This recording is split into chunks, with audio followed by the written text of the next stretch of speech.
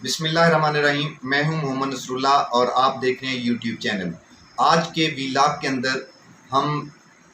तीन मुख्तलिफ सेगमेंट के ऊपर, तीन मुख्तलिफ पहलुओं के ऊपर बात करेंगे। एक सेगमेंट होगा कि तालिबान जो फातेह अंदाज के अंदर काबल के अंदर दाखिल हुए हैं, इसके बाद तालिबान को कौन से चैलेंजेस का सामना करना पड़ रहा है, तालिबान को कौन से मुल्क उनकी हुकूमत को तस्लीम करने के लिए जा रहे हैं, कौन कौन से ममालिक उधर अपने सफारत खाने बंद कर रहे हैं, इसके ऊपर बात करेंगे। दूसरा सेगमेंट हमारा होगा कि अमेरिका और इंडिया के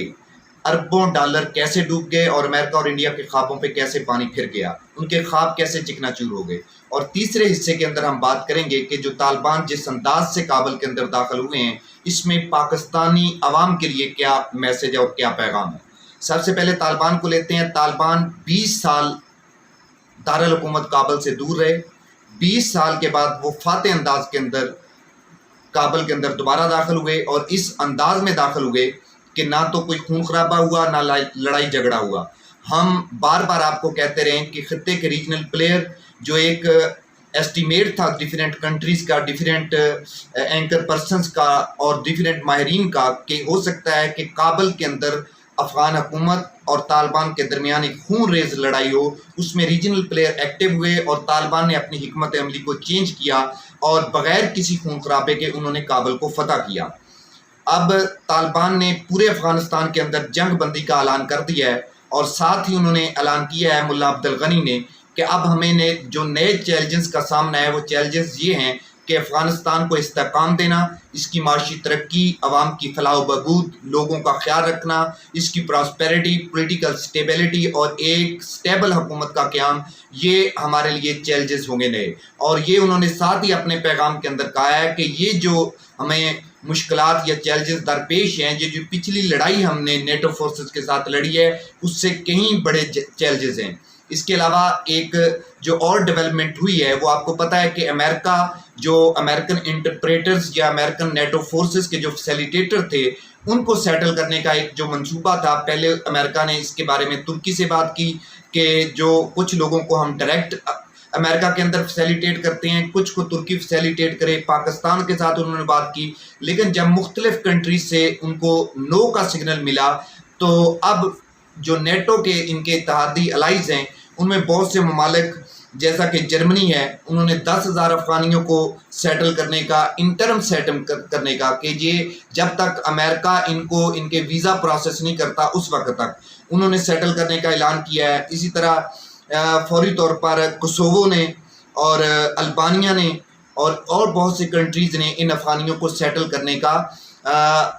इंदिया दिया है। इससे एक ये सूरत हाल वाज़ेह होती है कि हम आपको इस पिछली वीलॉग के अंदर बताया था कि अमेरिकन ये चाहते हैं कि अफ़गानिस्तान के जो इंटरप्रेटर्स, फैसिलिटेटर्स या उनके जो आलाकार रहे हैं 20 सालों के अंदर, उनको भी ले जाते हुए अमेरिका डायरेक्ट अमेरिका के अंदर डरता है। वो चाहता है कि इनकी स्क्रीनिंग कोई छोटे मोटे इस तरह की कंट्री, जिस तरह उसने तुर्की के ऊपर प्रेशर डाला, पाकिस्तान के ऊपर प्रेशर डाला, कि इनके अंदर इनकी सेग्रीगेशन हो जाए, कहीं इन इंटरप्रेटर्स, फैसिलिटेटर और लोगों के रूप में कोई दहशतगर्द, कोई इंसानी हकूक़ की खिलाफ वर्जी करने वाले इस तरह के लोग अमेरिका के अंदर ना चले जाएं। तो इसलिए अमेरिका का ये ख्वाब उन अलाइज ने ही पूरा किया, खित्ते से किसी ने उसको फैसिलिटेट नहीं किया। इसके बाद पाकिस्तान के अंदर इसकी जो लेटेस्ट डेवलपमेंट है कि एक डेलीगेशन जो अफगानिस्तान से आया है वो शाह महमूद कुरैशी साहब से मिला है और शाह महमूद कुरैशी साहब ने जो पाकिस्तानी रियासत, पाकिस्तानी प्राइम मिनिस्टर, पाकिस्तानी अदारों की वही पॉलिसी दोबारा कही है कि हम अफगानिस्तान के अंदर अमन कायम करने के लिए,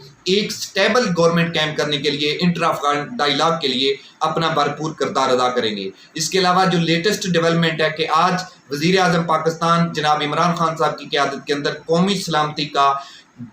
एक अहम इजलास तलब कर लिया गया है, जिसमें खित्ते की सूरत हाल और बिलखसूस अफगानिस्तान की सूरत हाल तालिबान के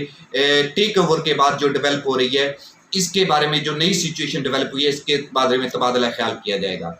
अब जो अगला काम है वो ये है कि कौन कौन से कंट्रीज़ अफ़गानिस्तान में तालिबान की हुकूमत को एक्सेप्ट करते हैं और कौन कौन से कंट्रीज़ एक्सेप्ट नहीं करते। उसमें वन बाई वन हम डिस्कस करते हैं।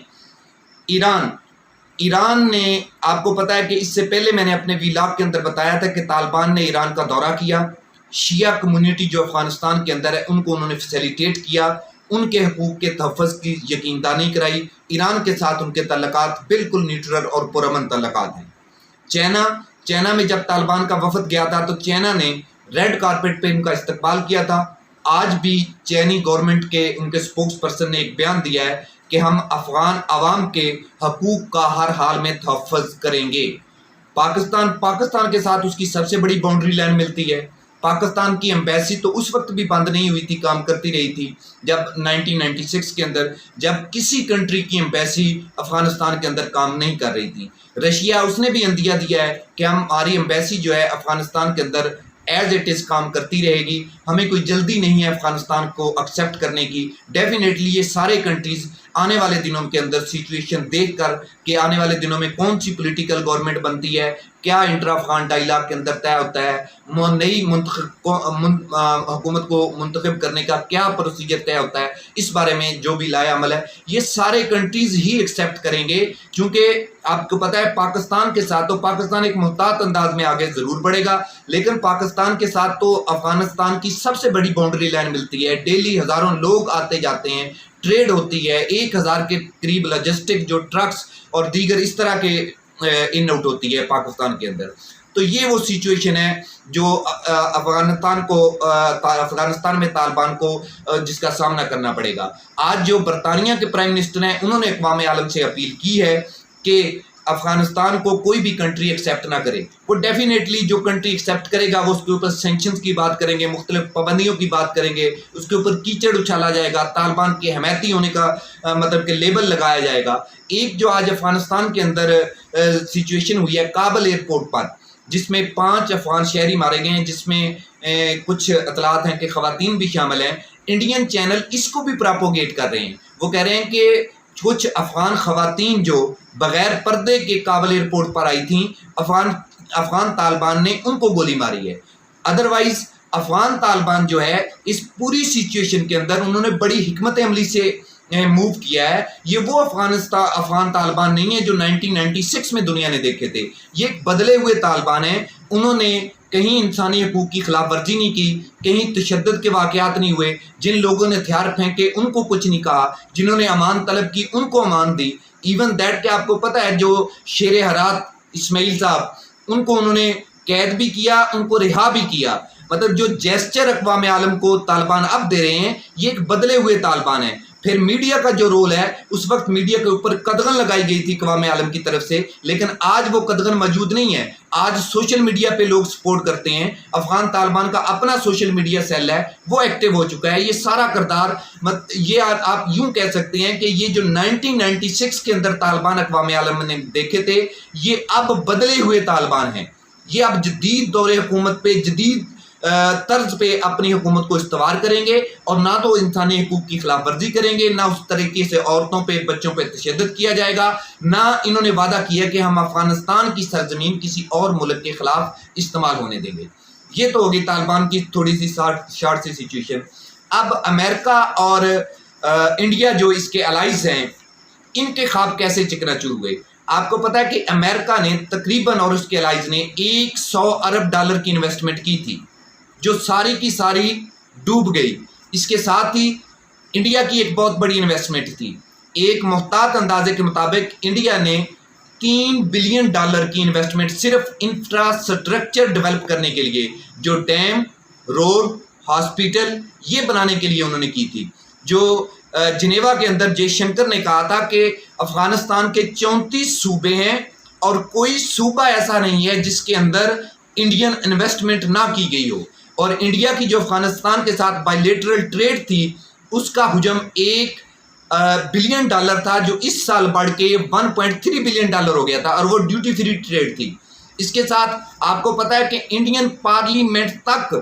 وہ افغان پارلیمنٹ تک انڈین انویسٹمنٹ سے بنی تھی، اور اس کا افتتاح بھی انڈین پرائم منسٹر نے کیا تھا۔ بہت سے ڈیم بنائے، بہت سی بسیں دی گئیں، ایمبولینسز دی گئی، ہیلی کاپٹر دیے گئے، ایئر کرافٹ دیے گئے۔ اس کے ساتھ ساتھ انڈیا کے نے جو پاکستان کی باؤنڈری کے ساتھ ساتھ اپنے سفارت خانے بنائے تھے اور جن سے وہ دہشت گردی کرتا تھا، جو بلوچستان علیحدگی پسند تحریکیں ہیں ان کو سپورٹ کرتا تھا، جو شمالی علاقہ جات پاکستان کے جو TTP پاکستان ہے، تحریک طالبان پاکستان، ان کو سپورٹ کرتا تھا، بم بلاسٹنگ ہوتی تھی۔ یہ سارے کے سارے سفارت خانے جب بند ہوئے ہیں تو انڈیا نے یہ ساری انویسٹمنٹ کی ہی اسی لیے تھی۔ تو انڈیا اور امریکہ، دنیا میں سب سے زیادہ جو تکلیف ہو رہی ہے وہ انڈیا اور امریکہ کو ہو رہی ہے۔ آج تو الجزیرہ ٹی وی نے بھی یہ کہا ہے کہ امریکہ کو بڑے برے طریقے سے افغانستان کے اندر شکست ہوئی ہے، اور افغانستان کے اندر امریکہ کی شکست کا مطلب ہے کہ انڈیا کو شکست ہوئی ہے۔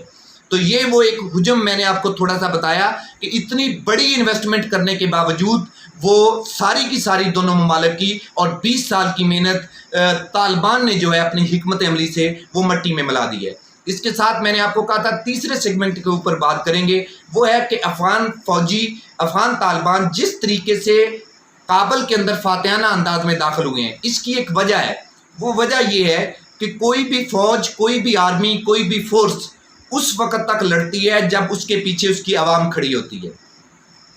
ایکچولی مسئلہ یہ تھا کہ جو افغان فورسز ہیں ان کے پیچھے ان کی عوام نہیں کھڑی تھی۔ عوام نہیں کھڑی تھی تو عوام کی طاقت کے بغیر کوئی فوج لڑ نہیں سکتی ہے۔ تو اس لیے آپ نے دیکھا ہے کہ 10 دنوں کے اندر افغان طالبان نے پورے کے پورے افغانستان کو فتح کر لیا۔ اس کی وجہ یہ، یہاں افغان طالبان جاتے تھے، افغان عوام ان پہ پھول نچھاور کرتے تھے، افغان فورسز سرنڈر کرتے تھے، پورے بریگیڈ نے ہتھیار پھینکے ہیں، لوگوں نے ان کی گاڑیوں کا استقبال کیا ہے، ان کے گلوں میں ہار پہنائے گئے ہیں، اور انٹرنل سچویشن یہ چل رہی تھی کہ افغان طالبان کے ڈر سے ان کے نائب صدر بھاگ گئے، ان کے جو قومی سلامتی کے مشیر بھاگ گئے، ان کے جو الائز تھے بھاگ گئے، ایون دیٹ کہ آپ نے دیکھا آخر میں افغان جو صدر ہے اشرف غنی، یہ بھی افغانستان سے فرار ہو گئے۔ اب اس سچویشن کو، یہ وہ وجہ تھی جس کی وجہ سے افغان فورسز، اور وہ فورسز جن کے اوپر امریکہ جیسے کنٹریز نے $100 ارب کی انویسٹمنٹ کی تھی، افغان طالبان کے چند جنگجوؤں کے آگے، جن کے پاس نہ فضائی فورس تھی نہ ان کے پاس جدید اسلحہ تھا، وہ خس و خشاک کی طرح بہہ گئی۔ اب اس میں پاکستانی قوم کے لیے کیا میسج ہے کہ پاکستان کے اندر کچھ جماعتیں، کچھ پولیٹیکل لیڈر، کچھ گروہ ایسے ہیں، آپ کو پتہ ہے کہ وہ ہمیشہ ان کی جو کام ہوتا ہے وہ پاکستان کی اسٹیبلشمنٹ کو، پاکستان کے اداروں کو اور پاکستان کی آرمی کو ٹارگٹ کرتے ہیں، اور یہ وہ